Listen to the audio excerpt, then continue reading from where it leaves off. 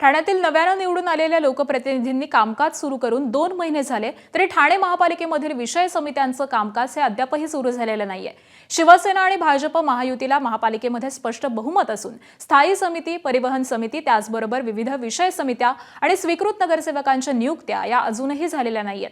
निवडणुकीत आवाहन केल्याप्रकरणे ठाणेकरांनी शिवसेनेला प्रचंड बहुमत दिलं तरी देखील महाराष्ट्रामधील सर्वच महापालिकांमधील समित्या गठीत झालेल्या असताना केवळ ठाण्यामध्येच समित्या का झाल्या नाहीत असा सवाल उपस्थित होतोय।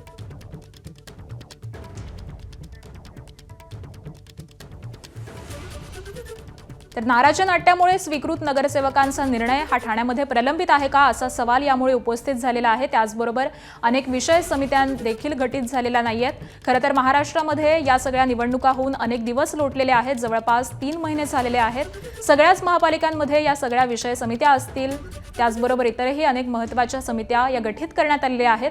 मात्र ठाण्यामध्ये अजून देखील हे चित्र दिसत नाहीये। त्यामुळे नेमकं या सगळ्या समित्या गठीत करण्यामध्ये काय अडतंय असा सवाल आता उपस्थित झालेला आहे। शिवसेना आणि भाजप यांच्यामध्ये सुप्त संघर्ष सुरू आहे असं देखील अनेक घटनांमधून सध्या समोर येत आहे आणि त्यामुळेच या नियुक्त्या रखडलेल्या आहेत का अशी देखील शक्यता ही आता ठाण्यामध्ये सध्या सुरू झाली आहे। शिवसेना आणि भाजप महायुतीला महापालिकेमध्ये स्पष्ट बहुमत मिळालेलं आहे, मात्र अजून देखील या सगळ्याच समित्या गठीत होणं हे बाकी आहे। तर विषय समित्या का टाळतायत असा सवाल उपस्थित झालेला आहे। शिवसेनेमध्ये अनेक दिग्गज स्थायी समिती सभापती पदासाठी दावेदार आहेत असं देखील सांगण्यात येत आहे। हे पहिलं कारण आहे। तर पक्ष सचिव राम रेपाळे, माजी महापौर मीनाक्षी शिंदे यांनी असा दावा केलाय। माजी स्थायी समिती सभापती संजय भोईर, माजी उपमहापौर रमाकांत मडवींचाही दावा आहे। त्याचबरोबर एकाला दिलं तर इतर नाराज या भीतीतून टाळाटाळ केली जाते का अशी देखील शक्यता आहे।